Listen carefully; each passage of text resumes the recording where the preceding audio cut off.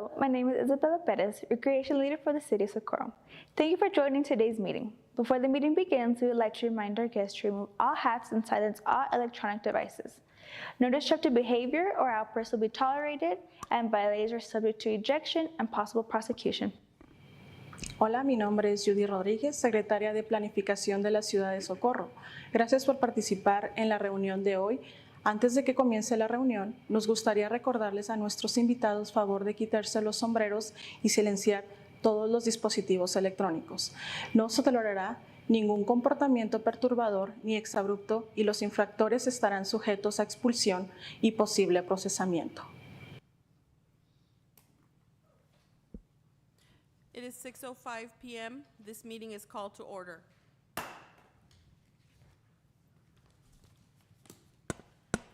Item number 2, Pledge of Allegiance led by Hueco Elementary School and a moment of silence for Richard Contreras, City of Socorro's first city attorney.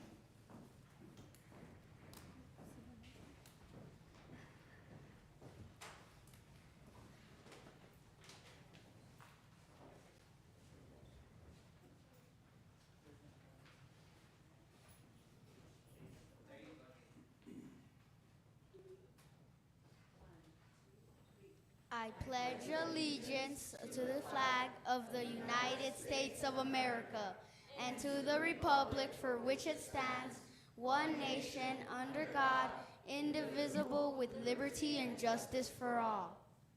Honor the Texas flag. I pledge allegiance to the Texas, one state, under God, one and indivisible. Please remain standing for a moment of silence.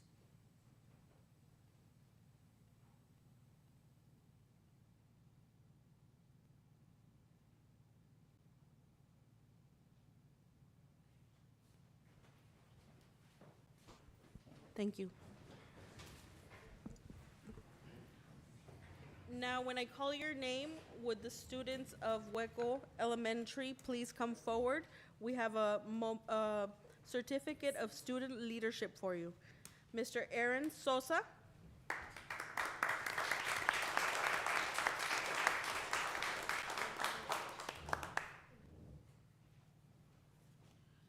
Mr. Diego Sosa.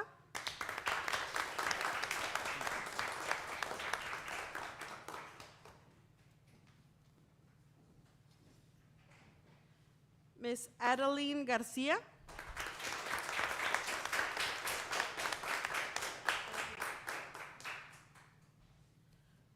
Mr. Chris Granillo.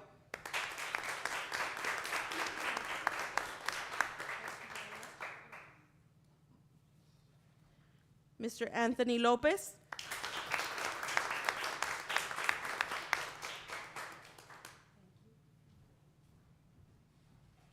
Mr. Andrew Morales.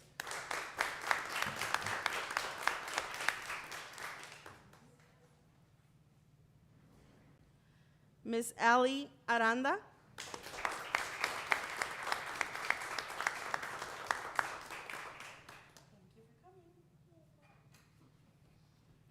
Mr. Nathan Aranda.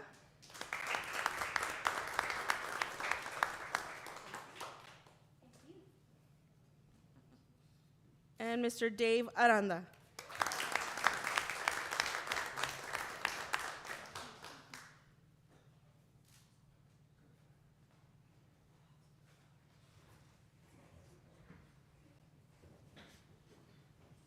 Thank you very much. Let's take a picture.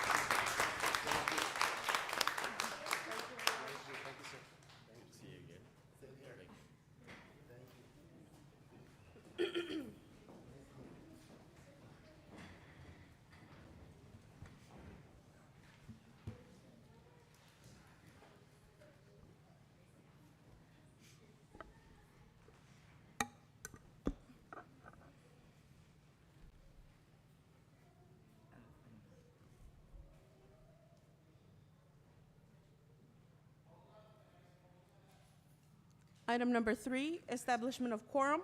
Ruben Reyes, Yes. Cesar Nevares, Here. Alejandro Garcia, Here. Mayor Ivy Avalos, Here. Rudy Cruz, Here. and Ivan Colom Villalobos. Present. Mayor, we have a quorum. Thank you. Mayor, Mr. Garcia? I'd like to make a motion to move item 20 and 23 after the presentations. Second. Ruben Reyes, Yes. Cesar Nevares, Yes. Alejandro Garcia, Aye. Rudy Cruz, Aye. and Ivan Colom Villalobos. Yes.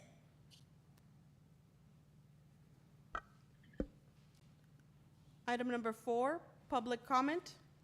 Mayor, we have one speaker, Leonard Wells. Mr. Wells, you have 3 minutes. Good evening, Mayor, Council. My name is Leonard Wells, and I work in the Fort Bliss Garrison Headquarters in the Plans and Analysis Office. So my purpose here is purely introductory. And so, Mayor, I've met you before during the Rio Grande Council of Governments meeting, but I just wanted to introduce myself to the council very quickly and let you know that in my capacity in the Plans and Analysis Office, I'm kind of a liaison officer with the community. So I've worked with the city of El Paso County, Las Cruces, Donna Ana County as well, and I'm willing to work with you all as well. So if there's anything that you need from Fort Bliss in terms of information, initiatives, or if there's something that you have that you need to connect with somebody, please use me as a resource, because I'm here to serve, and I'll be more than happy to help you make that connection. So I guess my one message to you from our garrison commanders that we would like to, if you're interested, partner in any way that we can with you to be good stewards for the community. In dealing with Las Cruces and Donna Ana, some of our discussions have talked about human resources. So there may be a need on your city staff. In other words, we have soldiers that are exiting from the military that have certain skill sets, from IT all the way up through security. So there may be an opportunity there. Public Works as well. We get, based on our size and the installation, there may be some opportunities there. Anything that's mutually beneficial, we're open and welcome to do that. So I just wanted to just take that time. I know you have a full agenda. I don't want to take too much time, but I just want to introduce myself and let you know that I am a resource. And if you don't mind, I would attend your council meetings from time to time. So if you do have questions or comments, you can address those to me, and I can, hopefully I can answer those or get you an answer. That's all I have. Thank you very much. Thank you very much, Mr. Wells. Those were all our speakers, Mayor. Okay, thank you. Moving on to presentations, item number 5, proclamation designating the month of May as the City of Socorro's Historic Preservation Month. Good evening, Mayor and Council. The month of May is the National Historic Preservation Month across the country. As such, we did have our NHL dedication last Saturday. And in addition, we are going to be featuring several stories throughout the month highlighting the history of the city of Socorro as well as other entities within Socorro as well. So we did ask, and it got to the agenda for a proclamation to be read for the record, honoring May as National Historic Preservation Month.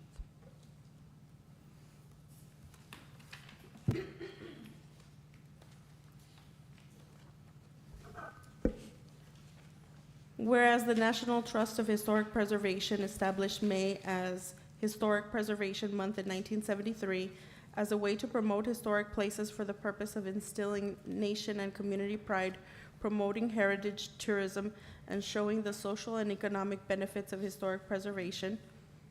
And whereas Historic Preservation Month can instill awareness of the local historically significant buildings and landmarks to the residents of Socorro, and this year's theme is entitled People Saving Places. And whereas the historic preservation is relevant for communities across the nation, both urban and rural, and for Americans of all ages, all walks of life, and all ethnic backgrounds. And whereas it is important to celebrate the role of history in our lives and the contributions made by dedicated individuals in helping to preserve the tangible aspects of the heritage that has shaped us as people. Whereas historic preservation is inherently economically, environmentally, socially friendly, and socially sustainable, fostering a culture of reuse and maximizing the life cycle of all resources through conservation. And whereas it is important to celebrate the role of history in our lives and the contributions made by dedicated individuals in helping to preserve the heritage that has shaped us as people.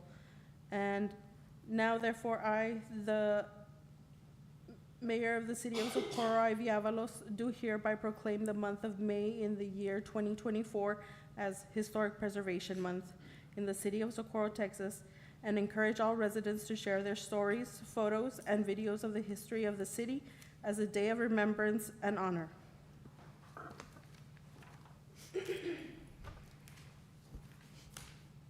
Mayor, if I may be so moved, I'd like to thank all of the council for their support within the Rio Vista Capital Project, as well as our city manager for her continued support as well. Thank you. Thank you very much.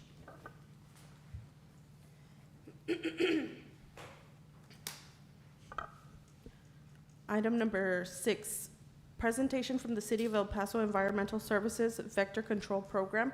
Jason E. Zarate, MPA Operations Manager. So good evening, Mayor and Council. We have Jason Zarate, Operations Manager from the City of El Paso Vector Control Program, that will be presenting information on vector services since mosquito season is approaching us. Right. Hi. Good evening, Mayor and Council. Thank you very much. So I'd like to first start off by thanking the City Manager for inviting us here this evening, and it's a pleasure to have this presentation before you today. It's extremely important to me only because I do consider I am a resident here of Socorro, so it really means a lot to be here before you today. So to start, there we go. Okay, so the mission and vision of our program, through utilizing the principles of integrated mosquito management, we want to provide safety, alleviation, and education with regard to arbovirus transmitting mosquitoes. Our vision is to provide an environment of wellness and comfort to all residents through the reduction of arbovirus transmitting mosquito populations.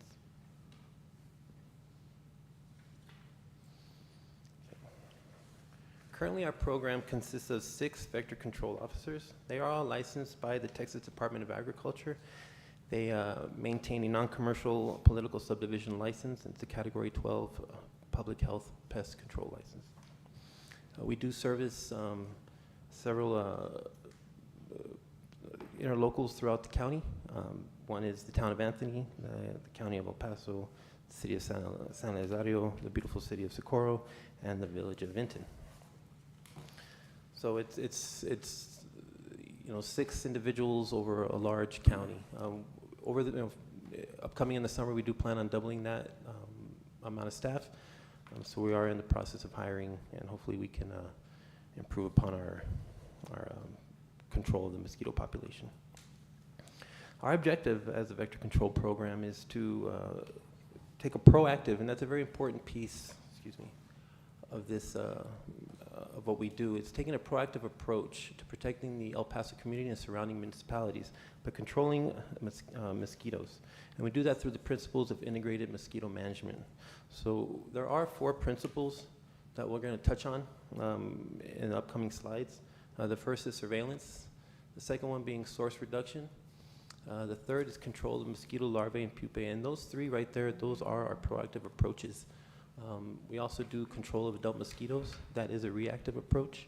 And one thing that's not included here in integrated mosquito management, but one we do want to include, and is something that we've been really hitting home this year especially, is outreach to the community in regards to what we do and what the community can do as well in order to combat mosquitoes.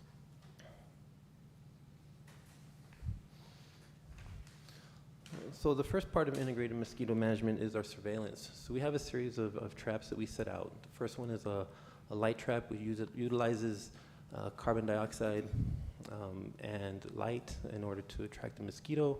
And it goes up into the trap where it's there, and then our officer goes by and collects the trap. We also have gravity traps. Gravity traps are lower to the ground. They are placed in non-conspicuous areas.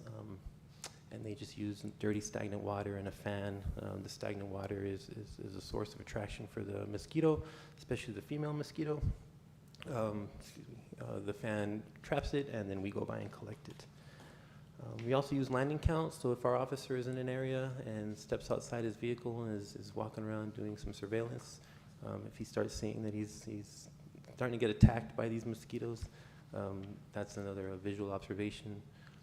And then visual confirmation also, which includes dipping. So if we're at a water source, our officer has a pole and a cup at the end, which he will dip the water, bring it back, and he'll count the number of mosquitoes, mosquito pupa and larvae that he can find inside the water, inside that cup.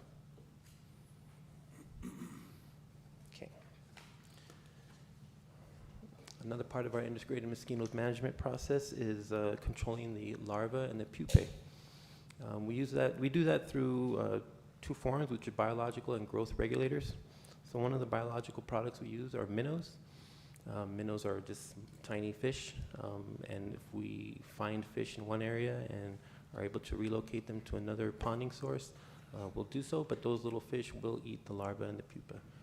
So it's something that we can use. Other things that will also eat the fish are frogs, ducks, and other aquatic wildlife. We also use larvicides, and larvicides come in the form of briquettes, which are just like tablets that we can throw into the water. They have a lifespan of up to 180 days. We also use granules, which is the same sort of effectiveness as briquettes, only in pellet form, and then the use of oils. What the oils do is we'll spray the ponding source. It creates a sheen over the water, and the pupa and the larvae suffocate and die. Okay, we're also looking for source reduction, and that comes in two forms. Reducing the mosquito larvae and pupa at the source, so at the ponding source, as well as just trying to reduce the standing water in the area. So places that you'll find some source reduction tactics are at places that have stagnant water, culverts, storm drains, roadside ditches, as well as swimming pools. We put City of El Paso only because our officers are Texas code enforcement licensed, and so they can go on to private residences and treat stagnant swimming pools that have mosquito breeding through the use of a writ of entry. That's not to say that we can't do that here in Socorro, but we would have to utilize your code enforcement staff to allow us to get onto the property with whatever methods they use, probably through a warrant or writ of entry. We'll go on and treat the pool if we need to after an inspection, and then we will leave with the officer.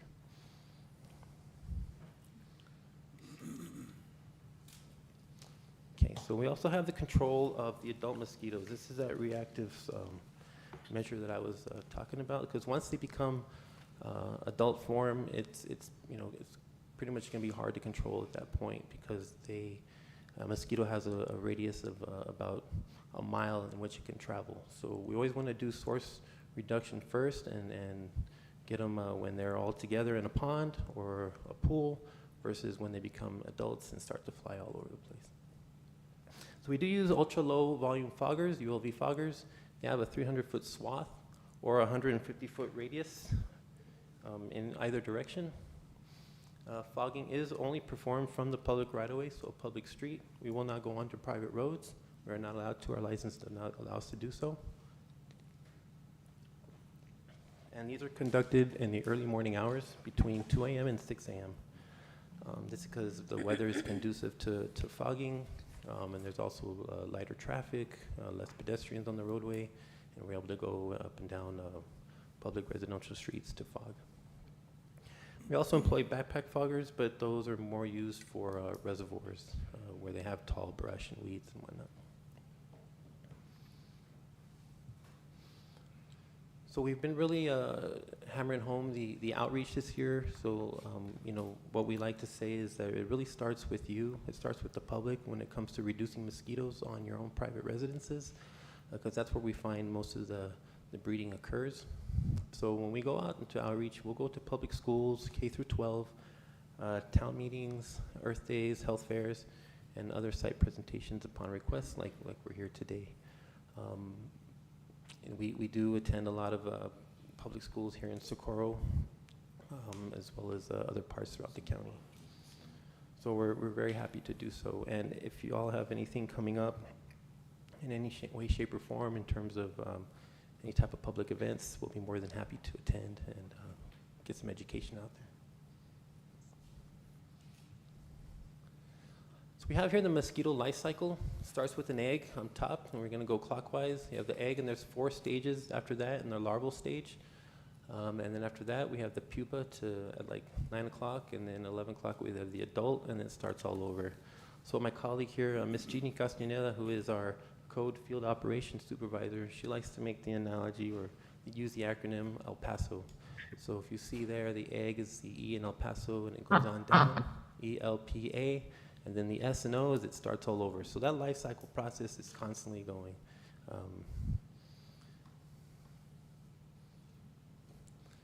So some of the challenges that we face as a vector control program is stagnant water on private property.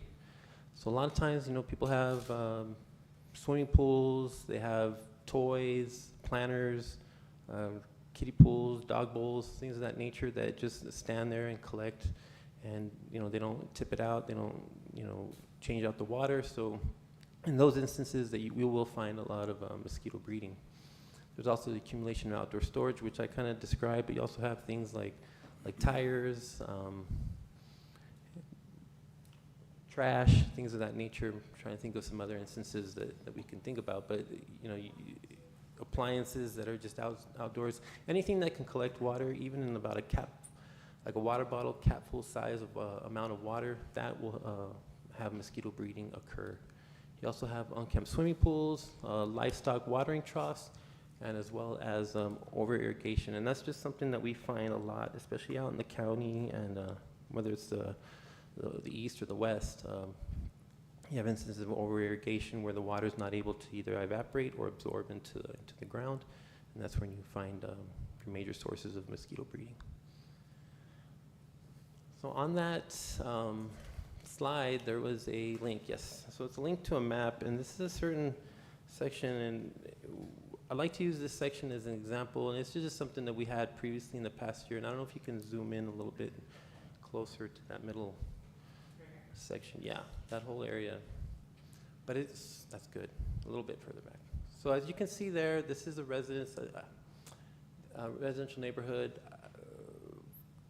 Forgot the name of it at the moment. Rancho Viejo. Rancho Viejo. I don't know if anybody's familiar with that. Yeah, okay. So we got a lot of calls this past year, or I should say last fogging season, in regards to this neighborhood. And this is what I like to call a perfect storm for mosquito breeding. So as you see to the south of that picture there, you have huge orchards, and then you have also some open fields which may be irrigated. Scattered in that neighborhood, you see some swimming pools. There's some livestock pens. On the right-hand side of that neighborhood, there's a lot of storage of material without being able to zoom in too close.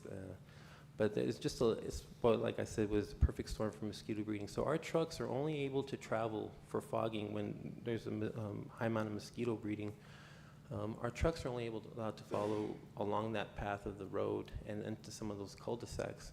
So 150 feet really isn't going to get anywhere into the orchards, the fields. It may get the front yards of these properties, somewhat into the backyard, but that's really it. So, and again, like I had mentioned earlier, mosquitoes do travel in a mile radius. So we'll be able to go out and we'll fog, and it's really going to kill a lot of the mosquitoes that are just in the front parts of the roadways, 150 feet, and not really traveling anywhere beyond that. So it is going to be it presents a big problem when we're out there. Our officer did go out there. He did see that, he was attacked. It was one of those landing count things where the moment he stepped out, he was attacked. And we did schedule several fogging runs throughout this area, but it was just too big for us to really tackle. Which is why, again, we really want to stress the outreach portion of what we do is it all starts with the resident and going onto their property and looking at ways that they can try to combat or reduce the mosquito breeding themselves. Whether it's making sure their pools are clean, not overwatering and over irrigating their orchards and their yards, because we understand that people do have watering rights, and last year was very dry, and so people want to water and they want to make sure they have, you know, their trees and their plants and their green yards. But those are just some of the things that I just wanted to express to you, that the challenges that we face in those areas. We also have other challenges to include are the weather. So if the weather is really windy or if it's going to rain, chances are we're not going to go out in fog because it's not going to have any effect. There's also just the issues with vehicular and pedestrian traffic. Occasionally, sometimes as we're driving by at night, you know, you might have a pedestrian still walking at 2 a.m. or 3 a.m. for whatever reason, and you know, they may get hit with some fog. Fortunately, it's non-hazardous, but you know, it may be a problem to them. It's just uncomfortable.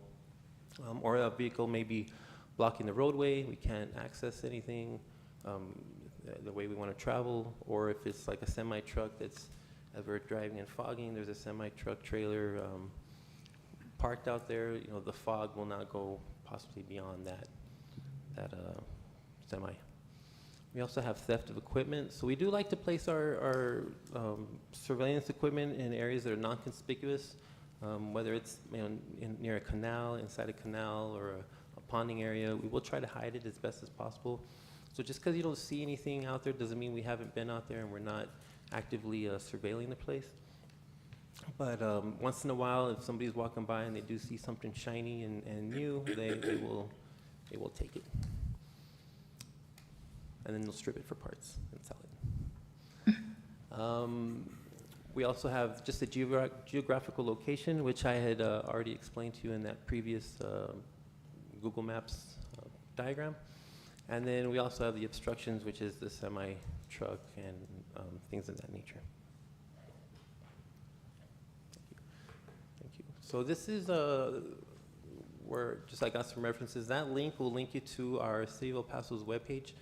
And on that, it just has a brief description of our services, and as well as a phone number that you can contact us at if you have any issues, as well as access to a map, an online map, which shows what we've done in the area for 2024, going back, I believe, all the way to 2022, I believe.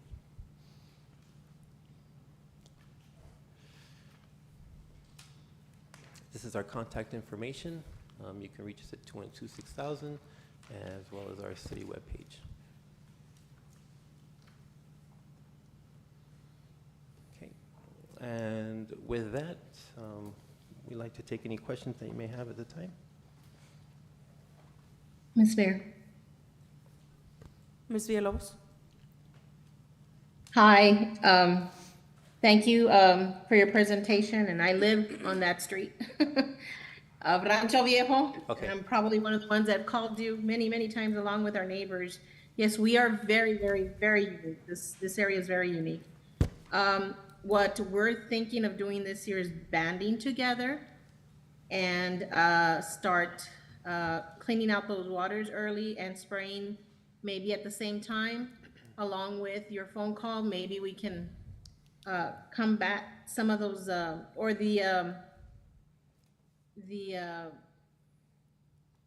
what is it? The mosquitoes are tremendously, in the last couple of years, have been really bad here. Like I've been here over 20 years and I've never seen it this bad. So that's what we're thinking of doing here. Hopefully it helps. And, you know, we just want to thank you for being patient with us. But, you know, we do have a lot of land here. And we do have the horses, we have the water. You know, some of us have sitting water. Most of us now have the trouts, so we don't have sitting water. So the horses can drink water out of the trouts instead of having that water sitting there. But we are gonna try our hardest and hopefully combat the amount of mosquitoes that we're seeing here. Thank you. Yeah, you're welcome. And if you do happen to ever have like a community meeting, like I said, we'd be happy to come out and you know, provide some education and work with y'all in regards to that. One of the things Yes, one of the things I failed to mention is that, you know, we want to try to get away from this misconception that fogging is the answer to everything. Because every time we get a call, it's like, come out and fog, come out and fog. Well, at that point, if you're asking us to come out and fog, then something in the system has failed, because we're actively trying to look for water sources, but our span only goes to the public rights of way and public property, and we can't really go on to private property. Right. As you know about mosquitoes, I mean, that cycle is constantly evolving. So we may go on fog today, and you'll feel some relief for about a day, maybe two, but there's a whole new breed of mosquitoes coming right behind that. So that's why you kind of feel the heat sometimes, the burn. It's like, well, you said you came out in fog, but there's still a whole lot of mosquitoes out here. Well, that's the reason why. It's just the ecology of it. It's never-ending cycle until it gets cold, until the summer's gone. So like I said, our main goal is to find them when they're together in that body of water, where we can treat them when they're in the larva and pupal stage. That's our best bet. And I think a lot of the mosquito experts and community at large will agree to that effect. So, but thank you, and we would love to work with you on that, in that area. And I'll definitely be calling you. I'll let you know when it's gonna be very, very soon. So we'll be calling you. Thank you. Oh, thank you, ma'am. You have a question? Yeah. Mr. Reyes? As far as, I'm pretty sure everybody got a lot of calls last year about mosquitoes. When we get the calls, can we just give them your number and then you go and do a surveillance, or are you doing it like just throughout the city? Yeah, so you can refer them to 212-6000. That'll be the number for them to call. And what'll happen is a case will be generated, and we'll look into it, because 9 times out of 10 we probably already have a case in that area, or an investigator's already gone out and set traps in the area. Because I mean, we just call the summer fogging season because that's when the adults really are active the most. But I mean, we're constantly surveilling year round. I mean, mosquitoes never really die. They just, what they call overwinter. They'll try to find a warm place to live, whether it's storm drains or even inside your house, or basements or underneath porches and things like that. So mosquitoes never go away. It's just they're more active in the summertime because it's warmer. That's just when they like to be out breeding. So, but have them call in. The case will be created, and if we don't have one out there, and we don't have a case already generated in the area, we'll be out within 24 to 48 hours to investigate. Thank you. And what we are doing is looking for the water source in the area.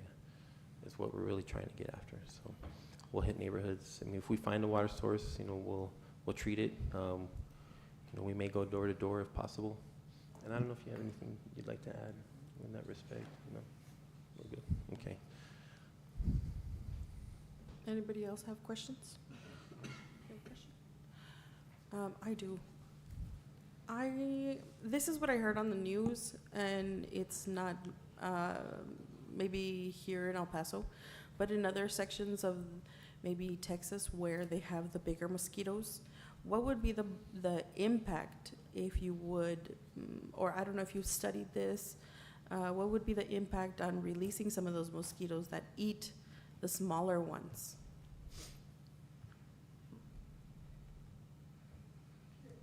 Yeah, take this one. Hi. See, I told you it was too high. Okay, I'm Jenny Castañeda, and I am the Code Field Operations Supervisor. The reason why I chuckle, Madam Mayor, is because mosquitoes are normally a small size. You don't see giant, big mosquitoes as they're stating. You do have different species in different parts of the United States. Mm-hmm. Thankfully here we're restricted, or we found just a couple of species that haven't been so big as you've heard through press. What our main focus is arboviruses. So something that Mr. Zarate was touching base on is that we set traps. And the purpose of setting traps is to determine how much mosquito activity is occurring in the area. we also get little gnats and other insects in those traps, but what we're focusing on is the mosquitoes. So just to give you a little bit more information of what we do, our officers are trained to where they will extract the mosquitoes from the traps and put them in a cup, which is sent to Austin to determine if there's any arbovirus activity in the area. And if there is, then we treat accordingly, which is trying to find a water source, trying to find an area where this is happening. Okay, because I've seen, I don't know what they are then, but they're pretty large, maybe in Dallas. And I saw it on the news where they eat the smaller mosquitoes. They eat the little ones, Yes, which are a nuisance to us. So I was just curious if there was any sort of studies that maybe if you release something like that into the population, they would kind of help with the constant maybe nuisance of these smaller mosquitoes. Yes, ma'am. So there are some biting, like gnats and biting flies and those type of insects that are around. And many times those are mistaken for mosquitoes. Okay. That's why I highly stress that when an officer is obtaining a trap, they're extracting mosquitoes which carry the arbovirus. Okay. I hope I answered your question. Yes. Yeah, that's an interesting topic that you touch on. It's not something that we've come across in any of the trainings that we've had where you release larger mosquitoes. They have done studies where they'll sterilize like the male mosquito and introduce them into the mosquito population, and so you have more of a dying off of mosquitoes because believe it or not, it's just the female. That's the only mosquito that bites. It needs the blood for a blood meal in order for it to lay its eggs. So they'll introduce those sterile males, but that really hasn't been done a whole lot. It's something that's emerging. So, you know. Quickly, or for our audience that's watching, and would you go over maybe some points to try to keep the population down? I know we do have to watch the water, but what other things can you suggest them to do? Well, so it's really just taking a walk around your property and just trying to reduce, or you know, it's what they call a tip and toss, right? You just find any standing water in the area and you tip it over, whether it's in a bucket, a planter, like I said, children's toys, dog bowls, or you know, change out the dog bowls water, you know, every day or 2 days or so. It's just really trying to find those water sources and removing them from around the property. Okay. Any chemicals you suggest use in pools? So there are products that you can find at like Tractor Supplies, maybe Home Depots, you know, the Lowe's. The brand name is Dunks. We call them Dunks because it's like, well, Vaseline's the brand name, right? But it's petroleum jelly, really. So we call them Dunks, but it's the tablets that you can buy, and you can throw those onto your, whether it's they want to throw them into their fields or into their pools, into the watering troughs of the animals. I would just read the label. They are non-hazardous because they're biological products, but still, I think the important thing is to read the label to see if it's okay to place them in when I'm coming into contact with the animals. But certainly they have those products out in the market that people can purchase and use for themselves. There's always practicing the 4Ds that we like to stress. You know, don't go out between dawn and dusk, or dusk and dawn. You know, dress with long sleeves and pants. You can use DEET product. A lot of people may be allergic to DEET. There's other products on the market that don't utilize DEET that they may use that may be nicer to their skin. And then just, like I said, the other D is just drain any standing water from the property. And just one last point, we do have our Socorro Sundays that you're more than welcome to come to. It's once a month, and it's the first Sunday of the month, where maybe you can have educate the public That'd be great. Yeah, I mean, We you also- just I'm sorry. send us the reminder. I didn't mean to interrupt you. I apologize, but just let us know, and we'll be more than happy to come out. And also, we have 4th of July coming up as well. Okay, great. Yeah, that'd be great. Thank you very much. Be happy Does to. anybody else have questions? Thank you. All right, thank you all. You have a wonderful evening.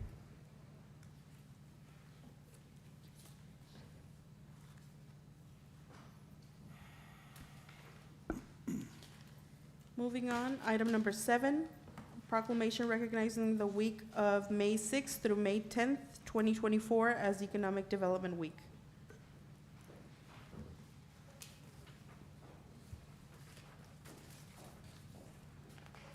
Good evening, Mayor and Council. Jose Quiñones, Economic Recovery. Thank you for having this proclamation on. As you know, this was actually to be on the agenda from 2 weeks ago, but across the nation, cities are recognizing the importance of economic development, and the International Economic Development Council, as well as the Texas Economic Development Council, want to highlight the importance of it by doing an Economic Development Week, which was May 6th to May 10th. And I want to thank our leadership here, Ms. Rodarte and Ms. Valadez, who's here, really helped me put out this program. I think it's something that will lead to more sustainable economic development for the city of Socorro. It's on the right path, and so I got to commend the leadership here, City Council, for recognizing it and for this proclamation. Thank you. Thank you. Declaring May 6th through May 10th, 2024 Economic Development Week. Whereas the city of Socorro, Texas is the second largest municipality in the El Paso County, Texas, and is a thriving community with unique cultural and historic resources of regional and national significance, and home to many diverse and burgeoning small businesses, dynamic entrepreneurs, and large industries. And whereas more than 100,000 economic development or related professionals worldwide are committed to creating, retaining, and expanding top-tier opportunities that facilitate long-term equitable community growth.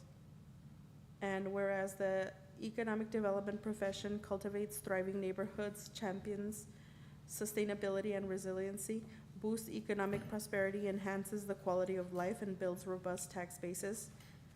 And whereas economic development professionals serve as stewards, bridging connections between community stakeholders such as residents, business leaders, elected officials, industry executives, and educational administrators to collaborate in promoting job creation, community investment, infrastructure advancements, and an optimistic future. And whereas economic developers contribute to the betterment and progress of the city of Socorro, Texas, of the United States of America, now therefore be it resolved that the city of Socorro recognizes the week of May 6th through May 10th, 2024 as Economic Development Week, and reminds individuals of the importance of this community celebration, which supports expanding opportunities, bettering lives, and moving society forward.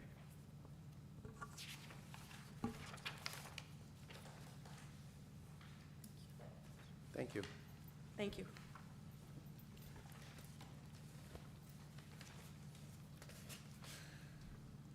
Any questions or comments? No. Thank you. I think he's waiting for item 20. I'm sorry? I think he's waiting for item 20. Oh, item 20, you're waiting for item 20. I'm so sorry. I was like, you can sit down. Stay up here. 23. 23. Grants, item number 20. Discussion and action to approve Resolution 795 recognizing Crisol Delgado, owner of Burro Time to Go, for her award as Small Business Administration Women in Business of the Year for the El Paso District in 2024. Do we have a motion? Motion to approve. Second. Second. Mayor, Council, this is the first time that it's my understanding that someone from the city of Socorro, the business community, has earned this recognition here regionally. So I'm very delighted and honored to be here at this moment to also for the city of Socorro to recognize the contributions that Crisol Delgado, as a business owner, women-owned business, is recognized regionally by the SBA in the El Paso sector. Crisol started her business back in 2016, yeah, 2016, and she started in one little location there, right on Socorro Road. And from that, you know, she went through the pandemic like everybody else. She worked that out, and after the pandemic, she looked at the opportunity of expanding her business, went into and created 2 food trucks. She now has 2 food trucks here serving in the Mission Valley. Hits those high employment sectors, the industrial parks. And she's also now offering catering. So a lot of our business and community partners, resource partners have actually contacted her for catering services, and she does a great job. I'm just going to give her a few moments here if she wants to talk en español, no le hacen, todos entienden. Buenas tardes a todos. Buenas tardes. Yo pues estoy agradecida primeramente a Dios y con la ciudad de Socorro, la verdad, porque desde que abrí mi negocio, la ciudad de Socorro me ha apoyado mucho y se los agradezco a todos y cada uno de ellos, sobre todo a Mr. Quiñones, que ha estado siempre impulsándome a los talleres, a los networkings y a todo lo que es small business. A todos, de verdad, gracias, y estoy muy contenta de vivir y trabajar en Socorro. Gracias. And you know, she just doesn't have her business here. She lives here. So, you know, what a better example to many Socorro residents and businesses. I think she's a great example of what Socorro business people are like. There's many others like her. You know, she just happened to be at the right place, right time. She got nominated with the help of Project Vida, and she was recognized by the HPA at a ceremony just a couple of weeks ago. So we're delighted to have her being recognized. She's now also part of the Socorro Mentors Panel, which is a group of experienced Socorro business leaders here. And so we invited her to be a part of it. She's delighted to be a part of it. We hope that she continues to be successful for her. Thank you, Crisol, y felicidades en lo que has hecho para tu comunidad y para tu negocio. Gracias. Gracias. Felicidades. Mayor. Miss Mayor. Ms. Villalobos? Can I just add, you guys, her food was delicious. We tasted it not too long ago, but she also carries a very good, healthy menu. It's very hard when people cater, it's usually not healthy, but she's carrying that healthy menu on there. So I just wanted to throw that out there. And felicidades otra vez. Anyone else have comments, questions? I have a comment. Mr. Cruz? Quiero agradecer a el negocio y a ti especialmente. Yo sé que es muy difícil como mujer en la sociedad en que vivimos. Es muy difícil porque la mayoría del tiempo ves un hombre en esa posición de liderazgo. Y me da gusto ver mujeres así como tú que son triunfadoras y de nuestra comunidad, con mucho orgullo y mucho respeto. Para la ciudad de Socorro es algo que nos da mucho orgullo. Verte a ti allá a ese nivel representando la comunidad de Socorro, y por eso le quiero dar las gracias. Sí.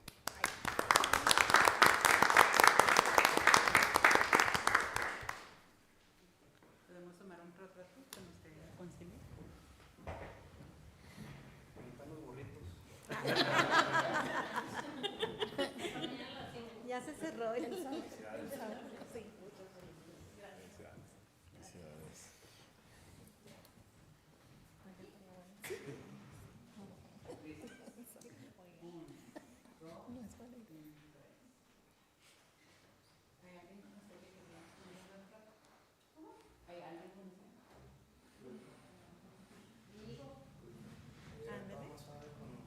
También que se meta el retrato.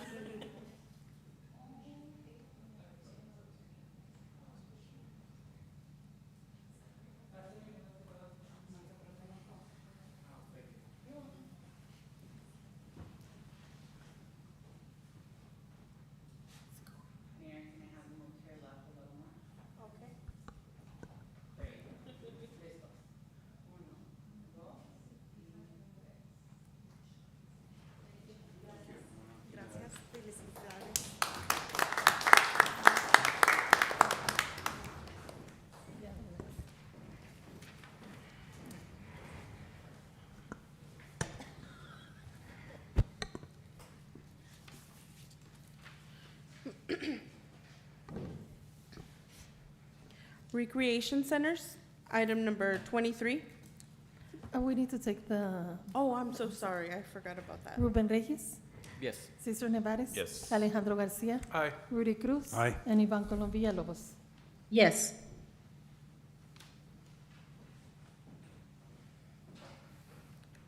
Item number 23, discussion and action to approve a partnership with iHeartMedia for the Independence Day extravaganza for Saturday, June 29th, 2024, in the amount of $50,000. Motion to approve. Second.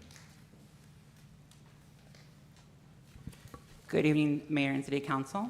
It is fitting that this item goes after the grants item as we are looking to discuss marketing and expansion of the City of Socorro, specifically for the Independence Day Extravaganza event happening this year on Saturday, June 29th. In attendance with us is Patty Diaz, representative from iHeartMedia, right behind me. And we have an exciting proposal to present to you today. We do a lot of research when it comes to special events and quality of life for the City of Socorro. We look at neighboring cities throughout not only our region, but throughout Texas that put on events that stimulate and build economic growth and development in their cities. For example, the City of Bedford has their Beats and Eats Festival that is about 48,000 in attendance, and we're using 2020 census numbers here. We also looked at the City of FAR, who I draw a lot of inspiration from. They have a lot of Latino roots and put on really great events for both country and Tejano music endeavors. And those are things that we aspire to put on here in the City of Socorro. And we're not quite there yet, but the City of Carrollton does have a population of 133,000. This is a dream for what we would like our event to someday be. We know that we're on great steps and it has evolved since we first started in 2014 with this. We're very, very appreciative of the community support as well as all of the vendors, sponsors, and partners that come on board with us. What are we looking at this year is looking at elevating last year's events. We had great attendance with great music where people danced. We saw a great fireworks show with great vendors. We saw great acts again. But we're upgrading and evolving the quality of events that we provide for our residents within our city. We're talking about taking the initiative and bringing forward to this council opportunities which progress onto larger platforms to market and attract businesses to our city. The other day in the Legislative Affairs meeting, they did tell us that businesses such as HEB look at cities that can support them. And this is a great way of showing that our community does support large-scale endeavors and we're not so small-minded or small-closed as people would have us believe. We're looking at working towards creating partnerships with vested community businesses to further create economic development and opportunities not only for ourselves, but also our vendors. We want to further community relations to expand sponsorships and marketing endeavors to support our growth, as we have seen throughout the years, with more residents to come, and further showcase why this is a great place to live. As I mentioned, showcasing our beautiful city to attract larger businesses that we are lacking as a justification for consumer support. And that ties into businesses like Buc-ee's, HEB, and other fine and dine restaurants that we really are looking to go after from an economic development standpoint. So with the help of iHeartMedia, they are proposing the band Lanco. It's a country band to come and perform at the event, as I mentioned, on Saturday, June 29th. They would be our special guests in conjunction with all of the other things that we're familiar with, such as free games, rides, activities, giveaways, vendor booths. There's an item on this agenda a little bit later to allow Three Missions Brewery to be our vendor for alcohol sales again. But we're just looking to elevate this event and create a little bit of a better niche for the event. To alleviate costs to the city, the permitting fees, sponsorships, and donations are all being collected for this event. A multi-platform marketing plan will also be pushed to make sure that we bring as much attendance as safely allowed in order to make the most bang for their buck for our vendors and also our community. And last but not least, you will be creating memories for generations to come by establishing building blocks for tomorrow's future. I'm happy to answer any questions you might have. Questions? Got a comment. Mr. Reyes? Mr. Reta, you should be a salesman. Oh, thank you. As far as sponsorships, have we received any sponsorships, or are we waiting for something to start collecting? Once I get approval, I can go ahead and say that we are going to sponsor this event. So once you say yes, we actually have a contract to go through, which will go through Mr. Martinez. But if you approve the item, we can move forward with marketing. We already are sponsoring the event, but not at this caliber because it's going to be in addition to the event. Okay. Stop sharing. I have a question. Mr. Cruz? Mr. Reta, I know that last year we had a little struggle with the fire department and stuff like that. Have we sought other ways to mitigate? We already started working on getting all of our permitting. Once this council did approve that contract, we already started working with ESD as well as the county and the water irrigation district to inform them of our use. Okay, great. Also, I think, because I like attending the events, it's always a good event and it gets, it always draws a good crowd. What do you think we can do as a city to make it more accessible? I know parking also is an issue and it can be hazardous at times, Socorro Road and whatnot. What do you feel that we need to work on to kind of help that? Parking is definitely one of the biggest challenges for some of our vendors. However, our attendees are aware of that since we've had it for so long. We are looking to partner with properties down the road of Socorro to see if they would allow either opening up their property or we can also include them to charge for parking. If it is their own, they can include that as well. But last year we did see a little over 7,000. So we're hoping to beat that this year. That was the largest that we've ever had. Okay. But this event is getting bigger and bigger. And hopefully as the city grows, we can have larger fairgrounds that can support the event to make it look like Carrollton's. Okay. And last question. No, that's okay. And because I'm not a beer drinker, but I know there's several people on the table that like to drink beer. And as much as I like the Three Missions Brewery beer, will they be selling other alcoholic beverages at the event? If you allow them to get the permit, which is I think item number 25 or 26, they will be able to use your license to purchase anything that LNFN distributors can sell to them. Okay. However, in addition, the city of Socorro will provide other non-alcoholic beverages for children and families that wish to not partake in that. Okay, thank you. You're welcome, sir. Any other questions or comments? Ruben Reyes, Yes. Cesar Nevares. Yes. Alejandro Garcia. Aye. Rudy Cruz. Aye. And Ivan Colom Villalobos. Yes. Thank you.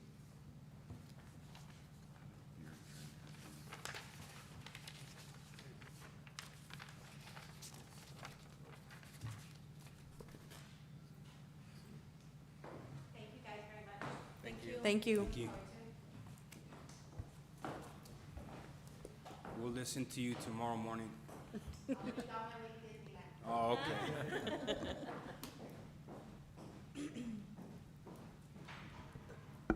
Moving on to consent agenda. Motion to approve. Second.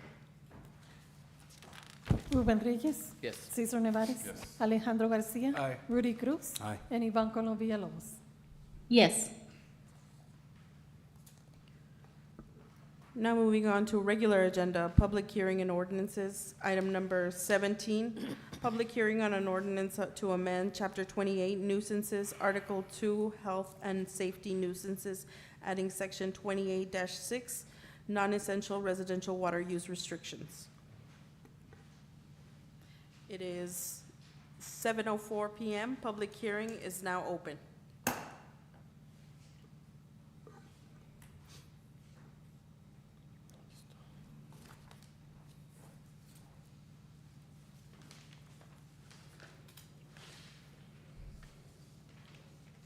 Good afternoon. Do I have a time limit, Ms. Navarro? No. Oh, okay. I'm not going to talk forever, I promise. I wanted to ask, because there's not a whole lot I can talk about, because I don't know what's being amended.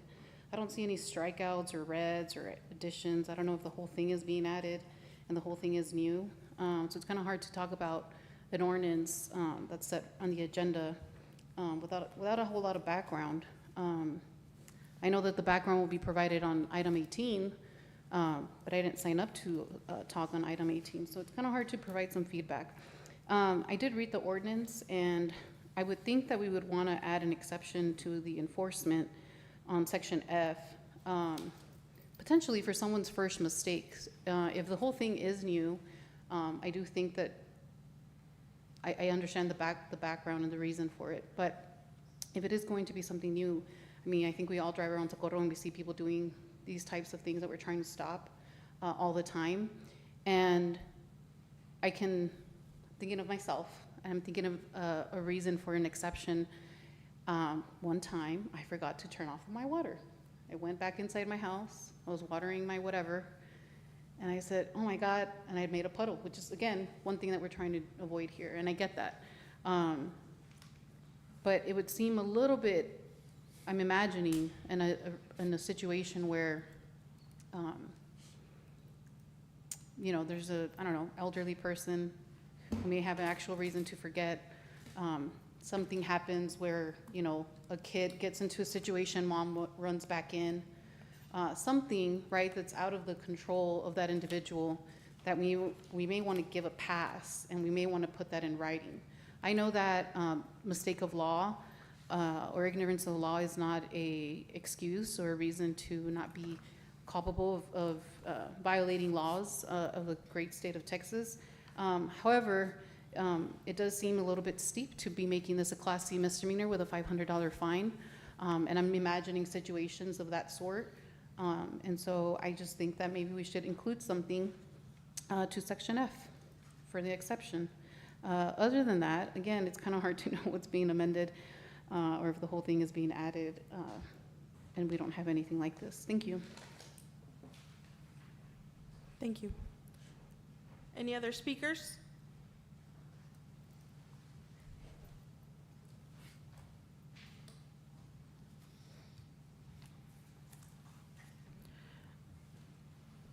As there are no more speakers, public hearing is now closed at 7:07 p.m.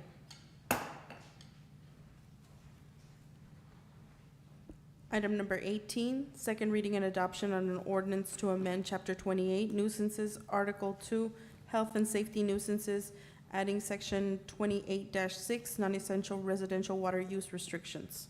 Motion to approve. Second. Good evening, Mayor and Council. Victor Perez, Deputy City Manager. Before you, we have proposed ordinance 611. The intent of this ordinance, excuse me, the intent of this ordinance is to prevent the wasting of water. And you've got a definition as to what wasting is, wasting of water, and that is anything from the water system, Lower Valley Water District, the Lower Valley Water, El Paso County Lower Valley Irrigation District, anything that the resident has control of the water and allows for the water to pool on the street, sidewalks, and those kinds of things. We have one case already that we know of where we have this situation happening, that it is in a paved street that was paved back in 2021, and this street has no sidewalks, so potentially you have pedestrians that can't walk. So again, you have a variety of things that can occur, safety, detriment to the infrastructure that we have. So those are the things that we're looking at and trying to curb.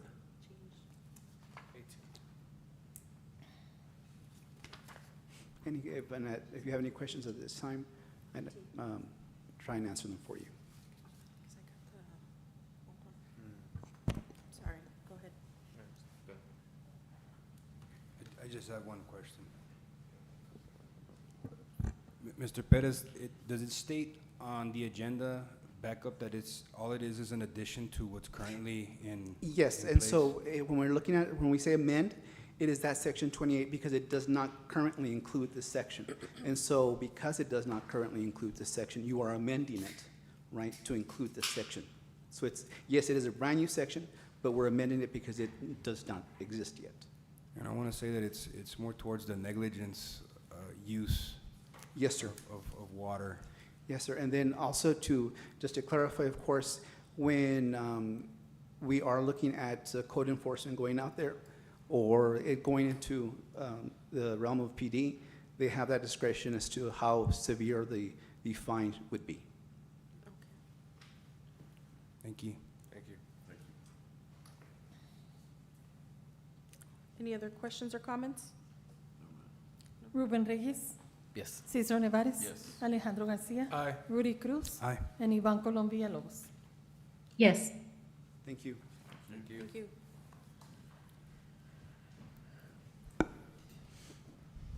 Information Technology Department, item number 19, discussion and action to approve the purchase of Verkada security cameras in the amount of $245,126.10. Motion to approve. Second.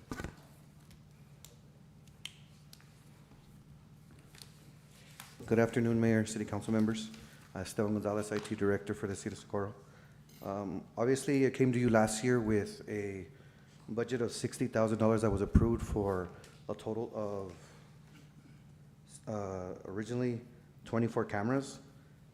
From that, I was able to talk to our account rep, and we were able to look at my project as a whole, which would consist of 89 Verkada cameras, and we're looking at basically doing a purchase of $245,126.10, breaking that up into a 5-year payment plan, which the original payment plan would be $60,000 for this year, and then every year following, we would budget for $46,281.53. What this would do would actually help us finish off all of the holes within the city when it comes to locations that we currently are using standalone camera systems.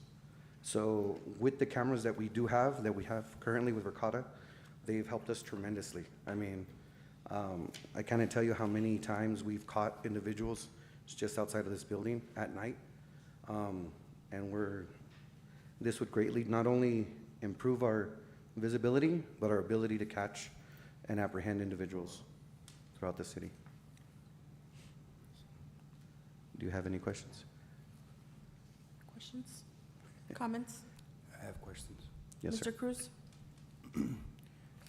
Esteban, who else will have access to the camera system? PD. So currently, right now, our dispatch location has visibility throughout the city. So that allows 24/7 viewing of all of our locations.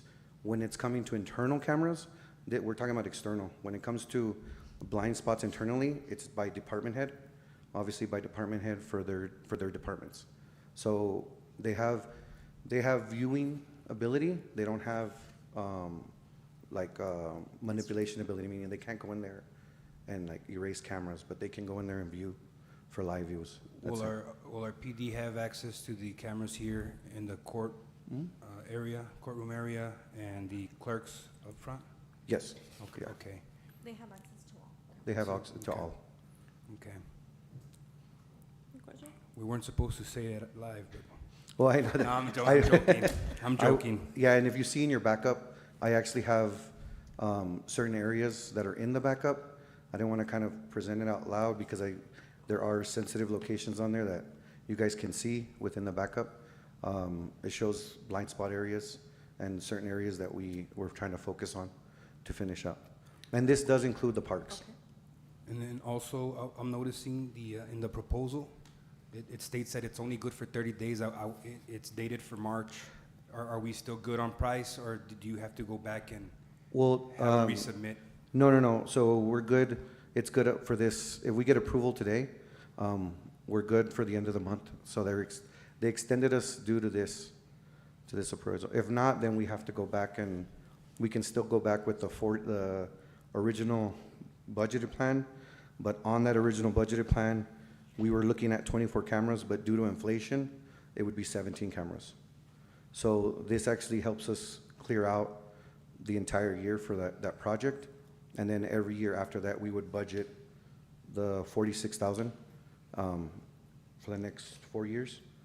But this is for 89 total cameras. 89 total cameras, finishing the project. And the licensing's for 10 years? 10-year licensing, Okay. yes. And that'll put us, these cameras will put us 1 year ahead of the cameras we've already installed. So we wouldn't have to touch cameras for the next 10 years. And the cameras will get installed before the end of this year? Yes, ma'am, correct. Okay. And they are part of the buy board, Region 19 buy board, so. They meet our procurement process. Yep, yes, ma'am. Mr. Garcia? And these cameras are only going on city buildings? Yes. Now, do the cameras have anything like face recognition or anything like that? They come equipped software. So what's nice about these cameras is not only do they have facial recognition, they have vehicle recognition, they have tracking. So as an individual walks in a building or vehicle, it actually tracks the movement throughout the building. So I could look at me and I could follow, I can literally look at me, it'll see me, and it'll tell you during that time period where I walked within the building. And there are several other updates that as the years come by and they evolve with the software, we are privy to the beta and the final release of everything that they add. So there is new functions that are coming with the tracking and the facial recognition that we're actually in the beta testing right now for. Excellent, thank you. You're welcome. You have a question? Yes. Are you doing the installation? Yes, Thank you. this includes the installation. Oh, yes, and yes, I always am involved with the installations. I'm just curious, how long are the records kept? Or the video? So normally the video is up to a month, 2 months, so there's an internal, and then we have a cloud version. If an incident happens, Right. they're archived for forever. So we have internal archive base that's forever. So any incident that we go in there and we save, it's saved until we delete it. So say, like you mentioned, something happens, PD would have access to this? Yes, ma'am. Indefinitely? Mm-hmm. Only if we record the incident. Yeah, right? only if we So it's record. recording, it'll save it for a month. But if we know about an incident, we can go back and ask him to archive it. Once it's archived, it'll be there indefinitely. Yeah. But we have to capture the incident within that Within time that frame. Within that time frame. Okay. Any other questions, comments? Ruben Reyes. Yes. Cesar Nevares. Alejandro Garcia. Aye. Rudy Cruz. Aye. And Ivan Colom Villalobos. Yes. Thank you.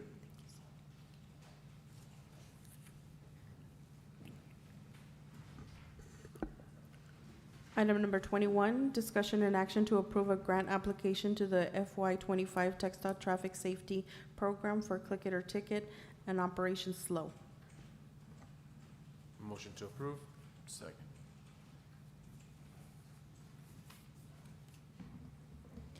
Good afternoon, Mayor and Council. Alejandra Valadez, City Development Director. We are requesting your approval for these grant applications for the TxDOT STEP program.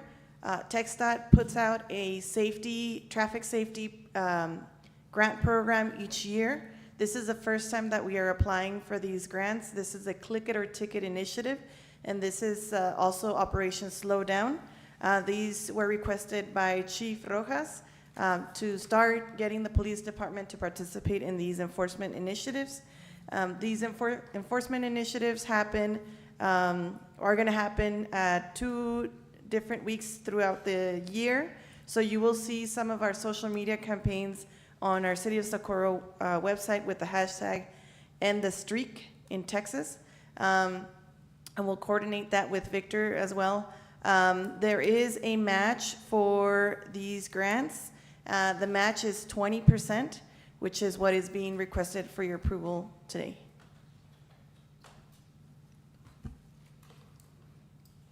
Questions, comments?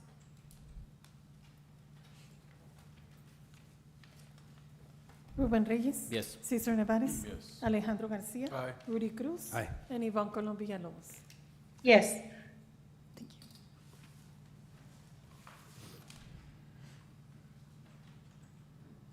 Item number 22, discussion and action to allow 3 Missions Brewery to sell beer at the Independence Day Extravaganza event on June 29th, 2024 at Cougar Park from 5 p.m. to 11 p.m. Motion to approve? Second. Good evening, Mayor and Council. This is an item on the agenda. We do need you to approve the permit because we will send a letter to TABC if you do so allow them to sell alcohol in our parks per city ordinance. It does need council's blessing. Any questions or comments? Ruben Reyes. Yes. Cesar Nevares. Yes. Alejandro Garcia. Aye. Rudy Cruz. Aye. And Ivan Colom Villalobos. Yes.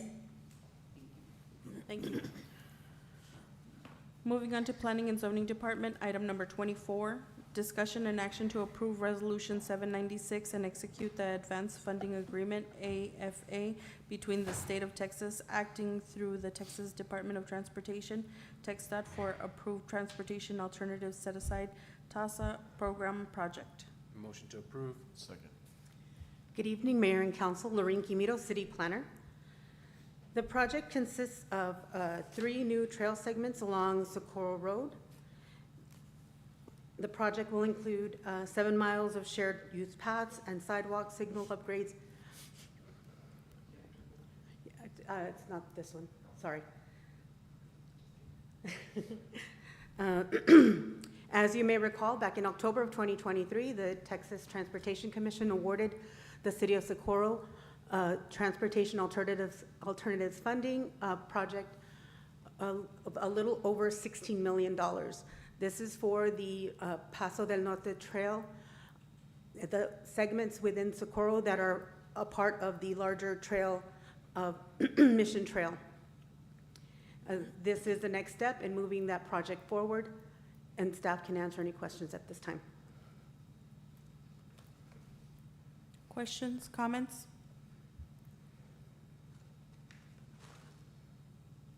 Ruben Reyes. Yes. Cesar Nevares. Yes. Alejandro Garcia. Aye. Rudy Cruz. Aye. And Ivan Colom Villalobos. Yes. Item number 25, discussion and action on closing a segment of Nevares Road to through traffic approximately 200 feet northeast of the east lateral. Motion to approve. Second. Thank you, Mayor and Council.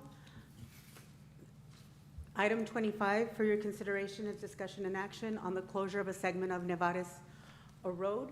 The segment is approximately 65 feet and 200 feet northeast of the Isla Lateral. This will be, this is because of the new intersection introduced by the Valle Nuevo Unit 1 subdivision.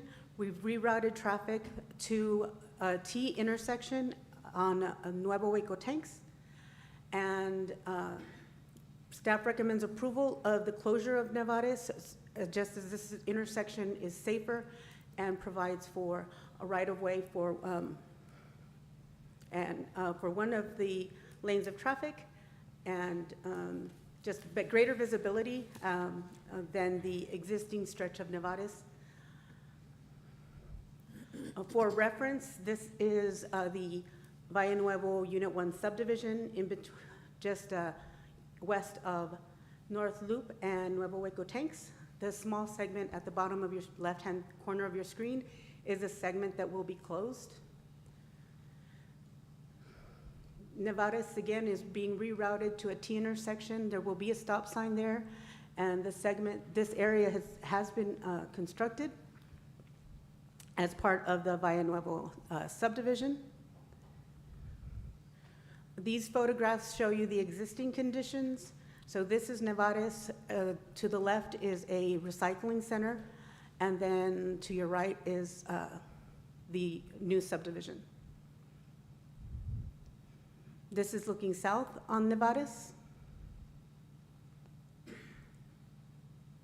This is looking east from the new segment of Nuevo Hueco Tanks, and the previous segment is what will be closed on your right.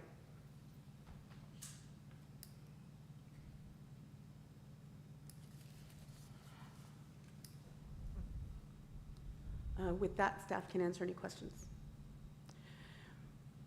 We may come back later and propose the actual vacation of the segment once Nuevo, I believe that just once Nuevo Hueco Tanks is fully built out, we'll get a better sense of how much room we might need in the future, or what we can do with that tiny triangle that's left over. Ms. Rodarte? Yes, so what's occurring here is that Nevares Road is extremely narrow, and you have 18-wheelers that are going through. So if you're coming this way, and now with the new roadway and the new subdivision, it's gonna create, it creates a hazard, right? So we've been looking at it. So now you're gonna direct traffic to actually a new roadway, they're gonna make a stop, and then they're gonna turn, and then take a more, straight approach. Right, so that's what we're, because right now, if we leave it that way, it just feels there's about an accident to happen. Chief has looked at this area, we've sat down, gone through that area, kind of sit there and kind of look at the traffic. And it seems like for now, this is the best option, and that's why we're presenting it to you all also, so you all can be aware, and, you know, we'll do some education through our social media platforms before we move forward with the closure. Okay. Mr. Garcia? But those are like, if I'm not mistaken, those are they're not used as much, right? Those back roads back there? They used to not be used as much. And now they're being Now with the used. new subdivision, Okay. there's homes going into the area, you would think that they're gonna be using North Loop You and would trying to assume. exit North Loop, but then there's a lot of people that are gonna wanna get through Alameda, so it's increasing the traffic, and that is the reason why we are pitching. Okay. Thank you. Any other comments or questions? I have one question. Mr. Cruz? What type of barrier has been identified as the safest one for that little section of closure? We haven't finalized the barriers and the signalization. These are the kind of the first steps in getting your approval to move forward on that. But typically first is something light so that in case somebody does, you know, nothing permanent, because you don't want, if somebody should be in an accident because they're not aware, and then make our way up toward more permanent barriers. But there is plenty of room coming to the intersection to warn motorists of the change in traffic pattern. Okay, thank you.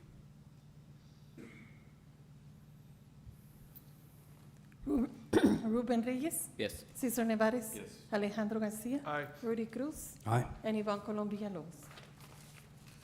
Yes.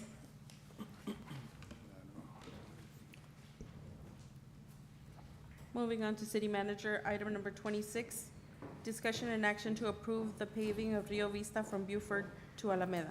Motion to approve. Second. Good evening, Mayor and Council. Adriana Rodarte, City Manager. This item is requesting approval to pave Rio Vista from Alameda to Buford, tying into the new roadway in the amount of $26,910. I don't know if you all have any questions, and if approved today, this paving will take place on Monday, May 20th, or Tuesday, May 21st. What is the time frame of completion On completion of the road, of the paving? So it'll only take us half a day. Half a day? Mhm. Great. Any other questions or comments? Ruben Reyes. Yes. Cesar Nevares. Yes. Alejandro Garcia. Aye. Rudy Cruz. Aye. And Ivan Colom Villalobos. Yes. Item number 27, discussion and action to approve El Paso County Water Improvement District licensees agreement for 25 years for the covered portion of Mesa Drain between Delilah Avenue and Clems Road, and authorize city manager or her designee to execute agreement. Motion to approve. Second. Good evening, Mayor and Council. This item is to discuss and receive approval to renew the licensing agreement with the Water Irrigation District for the Mesa Drain between Delilah and Clems Road for 25 years. It's a 25-year agreement that expired on May 14th. I touched base with the Irrigation District yesterday, and the response was there was no action taken on the application that we submitted at their May 8th meeting. It will be placed on the agenda in June. The use fees will be $500 per year plus inflation. Its use will be limited to the existing facilities located on the Mesa Drain. The renewal of the license will include the addition of asphalt within the existing park limits. So that means we would not be able to pave the actual street that they use or the easement that residents use in that area. We would be able to provide asphalt, but within the park limits.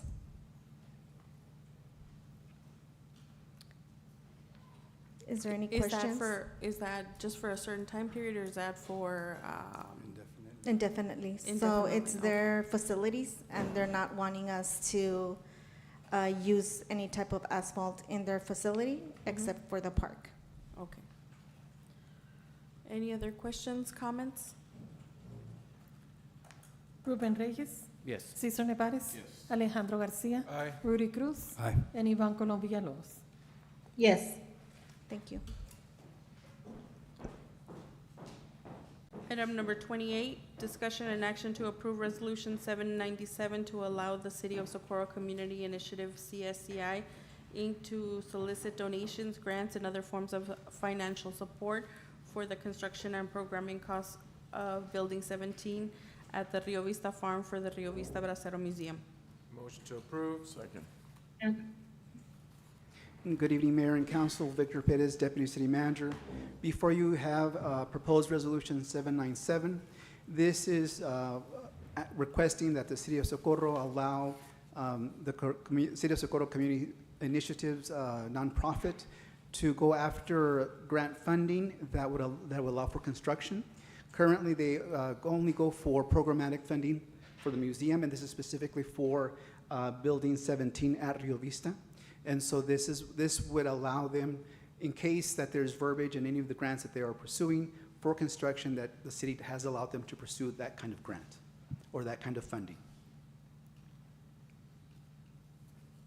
Any question? Do you have any other questions? I have one question. Yes, sir. Mr. Cruz?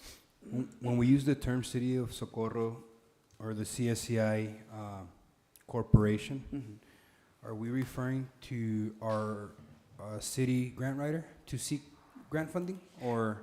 No, this is remember, we have created, or the City of Socorro created the CSCI.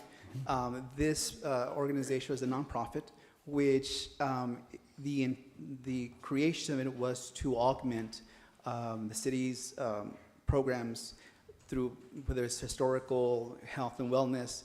And so it can go after grant funding under the auspices of the City of Socorro. So for those things that we cannot as a city go after, that only a nonprofit designated like this can go after.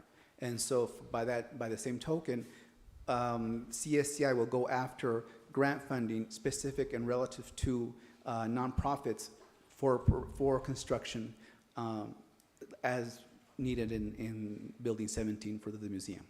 And as a separate entity, completely separate from the governmental entity of the City of Socorro, does the City of Socorro still have say into what types of grants they're going to seek, or what grants we'll be receiving funding from? Maybe there's one that's a controversial organization that we don't want any dealings with or associate ourselves with. I'm just saying, is that something that goes through council approval, or they're just completely separate and on their own? Well, they do have a board, of the board which is appointed by you all. And so any grants that they are going after would go before their board. And so then, because of your appointment of that board, you are looking at them being good stewards as to what grants they go after. Thank you. Ms. Rodarte? And I just want to add that we're working very closely with the board. Mr. Perez is attending those meetings. She's also invited to every department head, so we get wind of the grants that she's going after. And this is Ms. Chilling, the executive director. So we are overseeing that and monitoring that area. Thank you. Any other comments or questions? Mr. Garcia? Have we got any grants or been awarded anything? Thus far, we have the Mellon Foundation grant. Right, the and Mellon then- Foundation is the one thing we're banking on right now. Yes, sir. What I'm and- asking about is new. Yes, they are going after other grant funding.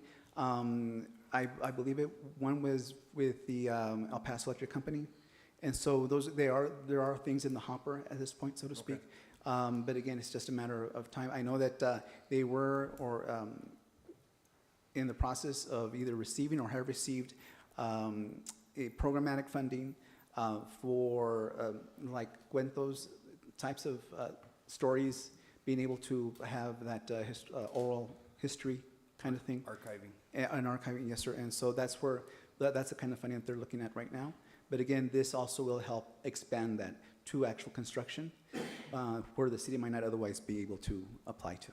Okay, thank you. Anyone else? Ruben Reyes. Yes. Cesar Nevares. Yes. Alejandro Garcia. Aye. Rudy Cruz. Aye. And Ivan Colom Villalobos. Yes.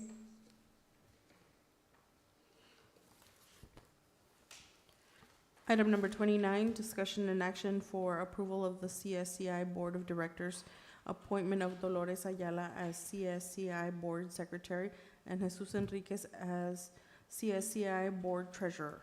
Motion to approve? Second. Good evening, Mayor and Council. Again, Victor Perez, Deputy City Manager. Before you, you have this item to place Dolores Ayala as Board Secretary to the CSCI and Jesus Enriquez as Board Treasurer to the CSCI. Ms. Alejandra Valadez submitted her resignation as Board Secretary, and this is in realization that she's pretty much expended on other things, other duties in her departments, which is a good problem to have because that means that she's working on grants and those kinds of things, right? And so Ms. Ayala will take her place on the board. And of course, it is because we need to come to you for that placement or that appointment.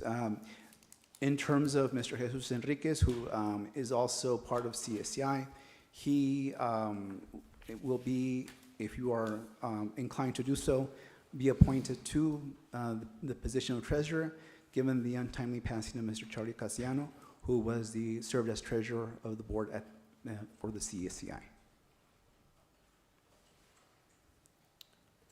Any questions or comments? I have one question. Mr. Cruz? Mr. Perez, from the Board of Directors, do we know who's from Socorro or who lives within the boundaries of Socorro? I know that we have maybe 2 or 3 that live in the city of Socorro proper. Okay. Others that are not residing in the city of Socorro. My understanding that's not necessarily a requirement. And so, you know, in terms of that, you do have you have some members that are not from the city. Yeah, I just feel, and I don't know how the rest of the council members feel about this, but I haven't seen the I guess the way it's structured or the articles of incorporation. But I just feel that not every member has to be from Socorro, but I feel there should be some representation on behalf of Socorro. I mean, they know what we're passionate about and how we should, you know, kind of oversee these things here within our city. To my knowledge, at least 3 of the members are from the city of Socorro proper. Okay. And so again, that is a substantial amount relative to the percentage of the board. Yeah. Thank you. Anyone else?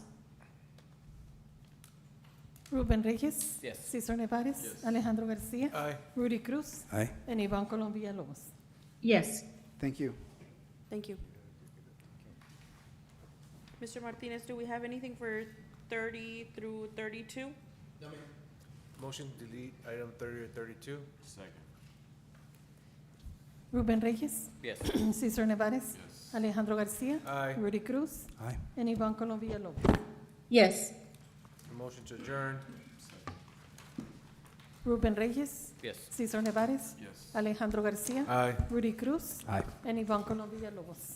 Yes. Meeting adjourns at 7:39 p.m. Thank you. Good night. Good night.